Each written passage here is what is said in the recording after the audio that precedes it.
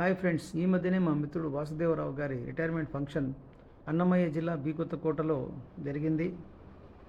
ఆ సందర్భంగా రాష్ట్ర వ్యాప్తంగా పనిచేస్తున్నటువంటి మా మిత్ర బృందం అందరూ కూడా వెళ్ళి ఆ రిటైర్మెంట్ ఫంక్షన్లో పాల్గొనడం జరిగింది. మాతో పాటు ఎంతోమంది విద్యార్థులు, వివిధ వృత్తుల్లో స్థిరపడిన వారు అందరూ కూడా కలిసి ఆనందాన్ని పంచుకున్నాం. 30 సంవత్సరాల తర్వాత మా మిత్రుల్ని ఇక్కడ కలవడం మా అదృష్టము.